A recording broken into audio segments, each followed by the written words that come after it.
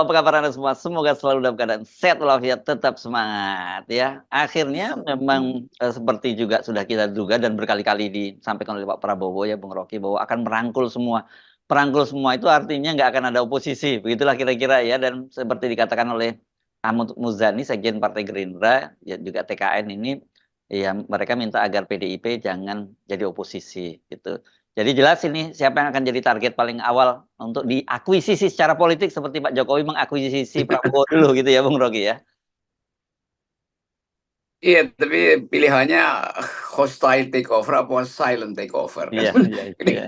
mau diakuisisi dengan cara silent Mhm kelihatannya nggak bisa tuh, mhm. karena Anies mengatakan tidak itu atau paling nggak belum, tapi saya kira enggak tuh Anies, Nice ya. kecuali partainya, tapi kalau Anies Ya sendiri kan pasti enggak tuh, ya ya mungkin ya. Nasdem sebagian tergoda atau PKS, tapi PKS saya kira juga enggak tuh. Mhm Potensial pasti Nasdem, karena mhm kita tahu seluruh peralatan politik Jokowi masih bisa dia gunakan mhm untuk ngancem sekaligus membujuk tuh.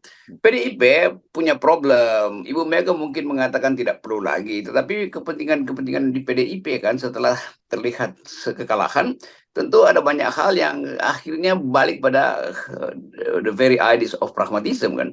Mhm Kan politik selalu begitu dan belum pernah terjadi di dalam sejarah Indonesia.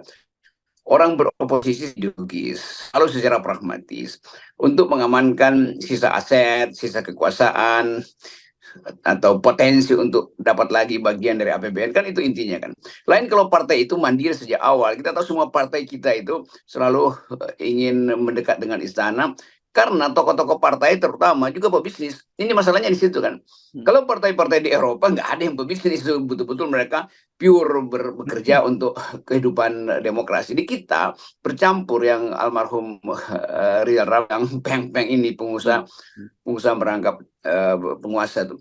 Jadi di situ problemnya, problemnya adalah problem etik kembali lagi itu. Kalau PDI mau beroposisi, tentu dia beroposisi di dalam tingkat ideologi, yaitu kubu Prabowo pasti akan masih ingin mengakumulasi, masih ingin lakukan hal-hal yang sifatnya uh, economic minded. Sementara PDIP sebetulnya harus wong cilik. Tetapi tahu bahwa PDIP juga pembisnis, banyak tokoh-tokoh PDIP yang adalah pembisnis. Bahkan di DPP-nya mungkin separuh adalah pebisnis di bidang yang sama dengan Pak Prabowo, extractive industries. Jadi ini yang jadi soal, kenapa kita selalu curiga kalau dibujuk itu artinya keinginan untuk beroposisi dihalangi demi pertimbangan bisnis, bukan demi pertimbangan ideologi. Itu masalahnya tuh. Ya ya ya. Dan tetapi saya kira pola semacam ini tidak mengejutkan ya karena, pengalaman pengalaman Pak Prabowo sendiri yang kemudian di take over kalau saya kira itu bukan hostile lah kalau Pak Prabowo itu masuknya ya karena dengan, apa ya, waktu itu kan di MRT, lobi-lobi di MRT pada waktu itu ya, MRT takeover lah gitu kita sebutnya kan ya. Nah, dan kemudian Pak Prabowo kan juga mengakui bahwa dia belajar politik dari Pak Jokowi dan sejauh ini, dia merasa, "Oh ternyata berhasil, jadi kenapa nggak dilanjutkan?" Mungkin kira-kira begitu yang, dipikirkan oleh Prabowo. Tapi saya menduga ini cuma umpan aja sebetulnya Oh untuk oke, melihat mhm tingkat kemarahan PDIP atau tingkat kemarahan mhm Nasdem. mhm Sebetulnya ini umpan pertama supaya nanti kalau nggak ada jadi kabinet ya nggak maksa lah kira-kira. mhm Atau koalisi Pak Prabowo ingin tahu berapa banyak kita dapat nih. mhm. Dan Prabowo juga ingin tahu berapa sih yang kalian tuntut kalau saya masih jatah Oke, pada iya, PDIP maupun eh, Nasdem misalnya kan. mhm, Kan tentu koalisi ini Golkar terutama dan PAN tidak menginginkan adanya PDIP, tidak menginginkan adanya Nasdem. pasti. Tetapi bagi Prabowo itu diperlukan karena tema Prabowo dari dulu adalah kesatuan, persatuan, bangkit bersama. Indonesia harus ditata ulang karena itu perlu persatuan. Ya itu bagus juga. Tetapi Pak Prabowo juga mesti sadari bahwa di dalam ide persatuan itu harus ada ide yang menuntun dan yang menjaga, itu penting oposisi. Walaupun kultur Indonesia itu oposisi juga nggak pernah maksimal tuh, karena dianggap ya beroposisi itu artinya bagian dari kalah itu. Tetapi itu penting sebagai pertanggungjawaban dari sistem demokrasi kan. Ya, Jadi kalau kita pilih demokrasi maka mesti menghormati oposisi. Jadi seharusnya Pak Prabowo mengatakan kami minta maaf karena kami akan menyusun kabinet dan ini pertama kali menganggap lebih penting ada yang mengontrol kami daripada kami terlantar nanti dalam demokrasi lalu nggak ada yang memberitahu kami bahwa kami sudah menyimpang.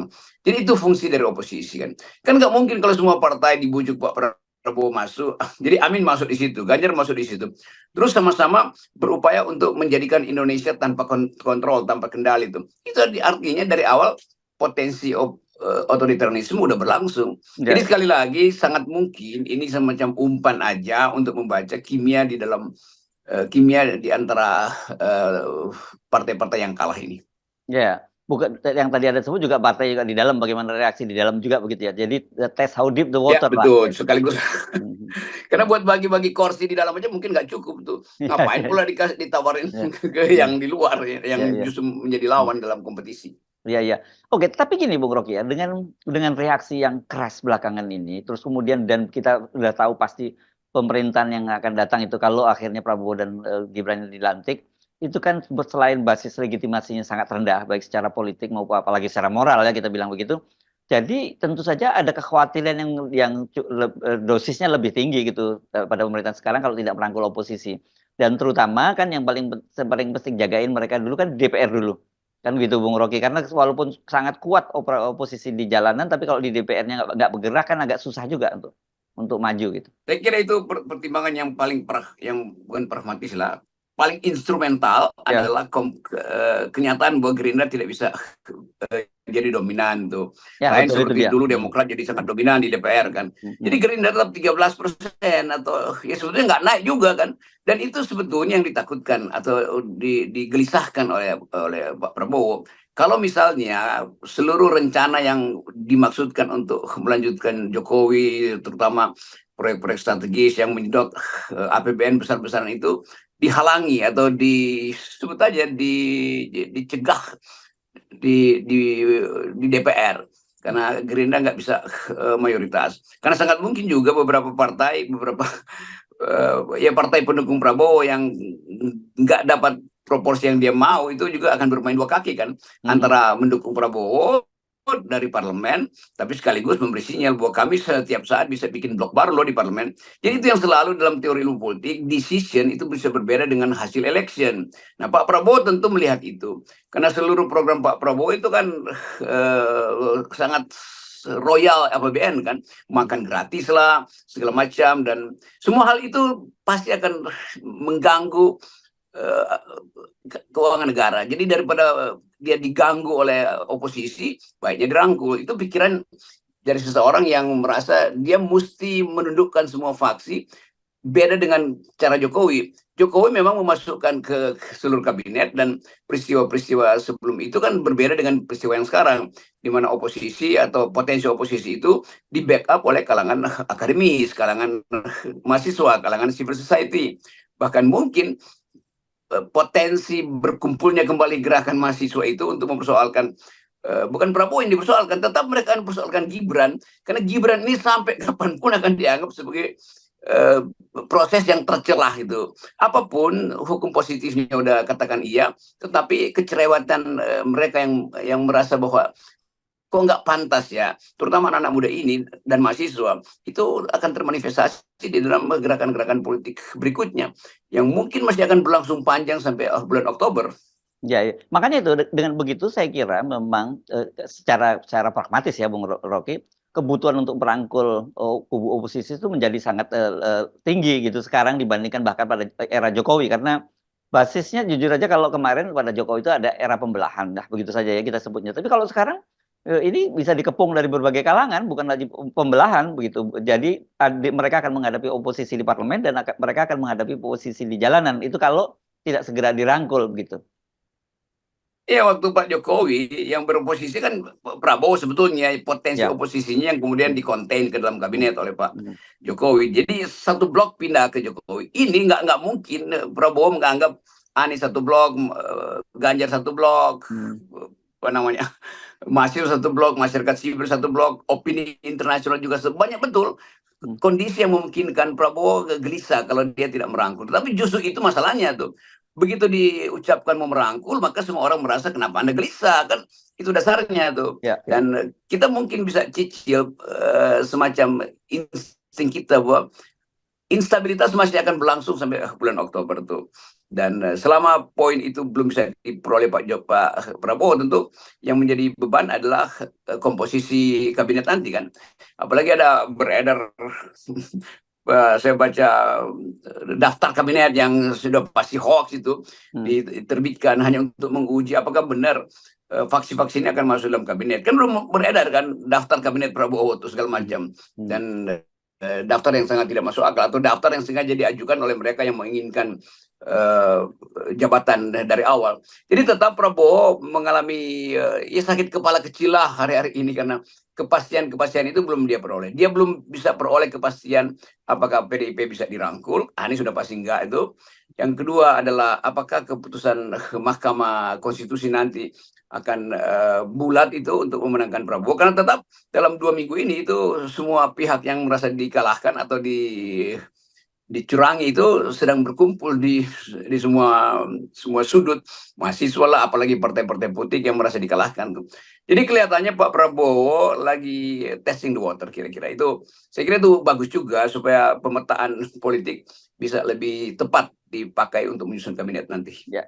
Ini kan kalau kita bicara di dalam negeri, ini juga mulai mengeras kan. Kemarin misalnya Bang Yos bersama dengan Pak Fahru Rozi yang notabene pernah menterinya Pak Jokowi bersama ratusan purnawirawan TNI Polri juga dengan tegas, dengan keras menyatakan bahwa Jokowi harus dimakzulkan dan paslon 02 didiskualifikasi kan begitu. Ini juga yang nggak boleh dianggap sederhana. Dan tadi juga Anda sebut soal opini luar negeri ya. Saya juga terheran-heran karena sejumlah media internasional itu menggunakan bahasanya sudah lugas-lugas saja. Misalnya South China Morning Post itu saya lihat mereka menyebutnya bahwa nepotism win Indonesian election. Dia tidak nyebut Prabowo yang menang, tapi nepotism win Indonesian election. Coba bayangkan media asing membuat, saya membayangkan ini seperti judul-judul YouTube di Indonesia nih judulnya udahan gitu. Jadi kelihatannya ada geng internasional yang berupaya menonton Indonesia dan sebelum filmnya selesai beberapa caption mungkin dimanipulasi itu, dan dimanipulasi artinya dijadikan alat untuk menekan Prabowo. Sebetulnya itu yang terjadi kan. Walaupun Putin mengucapkan selamat, Perdana Menteri Inggris mengucapkan selamat, tetapi secara umum kepastian internasional kan belum kita lihat karena Amerika masih menahan diri itu untuk menunggu hasil akhirnya tuh.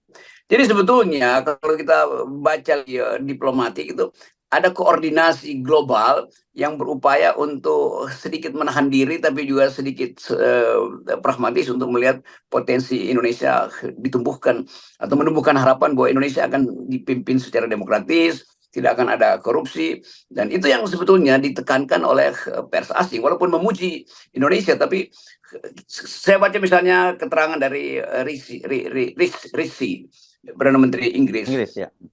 Dia kasih sinyal bahwa oke, kami menyambut baik pemerintahan Pak Prabowo nanti, selamat, tetapi kami ingin supaya ada kerjasama di bidang kepastian demokrasi dan lingkungan hidup. Kan itu satu sinyal yang kuat sekali bahwa Indonesia disorot dalam 2 soal itu, demokrasi dan lingkungan hidup. Dalam demokrasi ada soal HAM, soal pelanggaran hukum, soal konstitusi.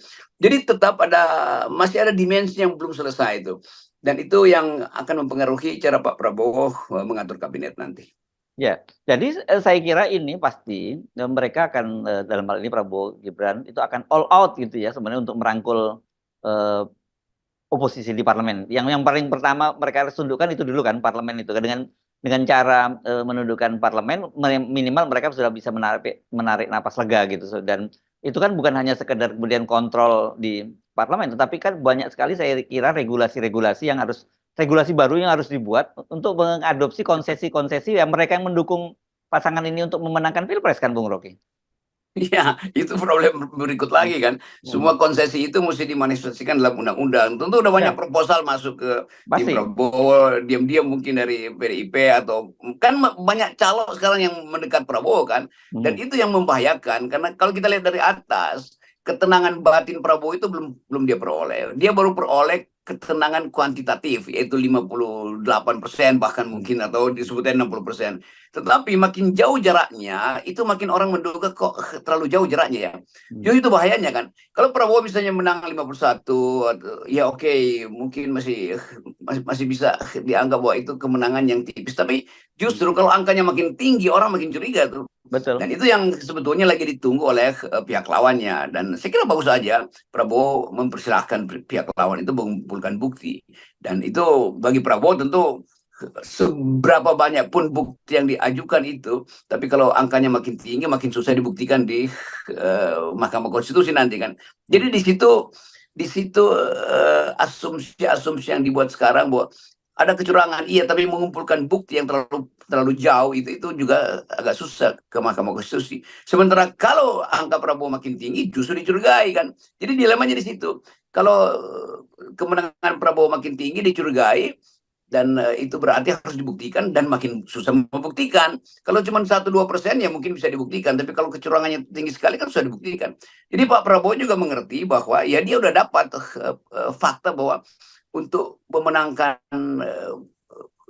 gugatan kecurangan itu perlu bukti yang panjang itu. Jadi Anies 25, Prabowo 60 misalnya, bagaimana buktiin itu kan berat secara faktual. Tetapi juga orang melihat satu potensi sebut aja saling mendekat, karena tadi di PDIP tetap ada para pebisnis, demikian juga di Nasdem. Nah, bagian itu saya kira yang diincar atau diperhatikan secara hati-hati oleh Pak Prabowo, bahwa faksi-faksi di PDIP tetap membutuhkan Gerindra untuk mengatur regulasi demi kepentingan bisnis PDIP.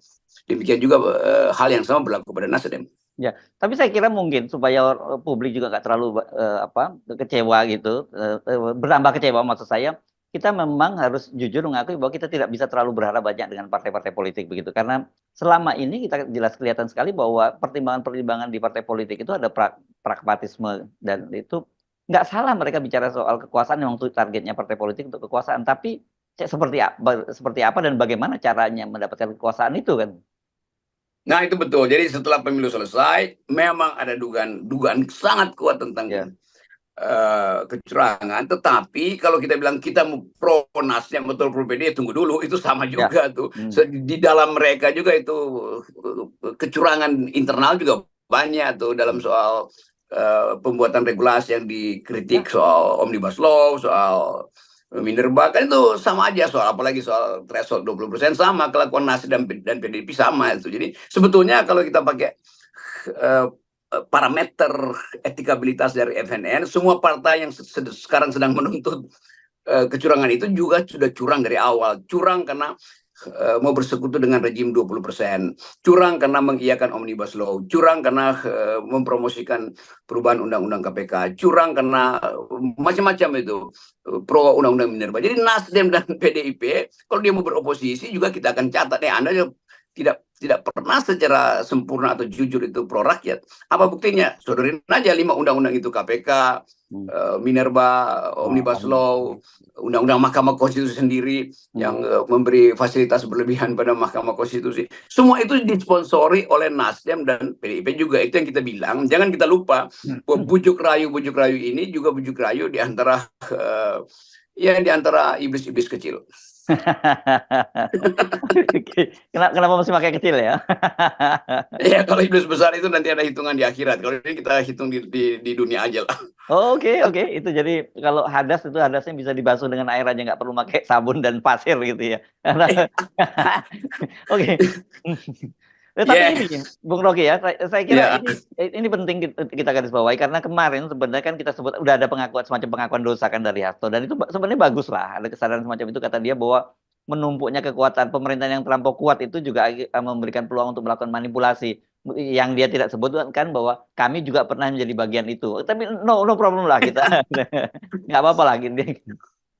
Iya, aku dosa sambil menyembunyikan keuntungan kan, itu juga curang kan. Dia ngaku dosa, tetapi keuntungannya dia peroleh melalui dosa itu tidak mau dibalikin, tidak mau dia declare kan, itu soalnya. Jadi tetap bagi kita atau bagi saya FNN dan masyarakat sipil, kejujuran itu diutamakan tuh. Jadi jangan pura-pura sekarang berupaya untuk beroposisi. Kemarin kita memang ingin ada perubahan, tetapi jangan pakai masyarakat sipil sebagai agenda untuk beroposisi. Kalau kalian mau beroposisi, silahkan tuh. Apakah Nasdem berani beroposisi total? Saya ragukan. Apakah PDIP beroposisi total, makin saya ragukan kan itu soalnya kan. Jadi kira-kira begitu tuh. Setelah selesai Pilpres, silahkan kalian pergi pengadilan. Tapi waktu saya pergi ke pengadilan, kalian nggak pernah bantu kan. Nasdem mana pernah bantu kita pergi ke Mahkamah Konstitusi, apalagi PDIP itu yang melaporkan saya ke Barreskrim kan. Kita mesti jujur lah dalam politik tuh, ethics first. Ya. Jadi saya kira ini lebih bicara pada viewer kita, pada masyarakat sipil, jangan terlalu berharap terlalu banyak, nanti kecewanya 2 kali begitu ya. Tapi bahwa kemudian mereka ternyata melakukan itu, syukur alhamdulillah. Begitu ya Bung Rocky. Ya oke, silakan. Maksimalkan energinya. Kalau bisa ini orang-orang yang beroposisi, ini partai-partai yang beroposisi, bikin seri kedua dari The Dirty Vote. Judulnya The Dirty Hand gitu. Bukan Dirty Mind. Ya, setelah itu nanti ada episode ketiga. Oke, baik, makasih Bung Rocky. Menolkan kemunafikan. Selamat beroposisi, jangan lupa kalian mengkhianati 0%. Yes.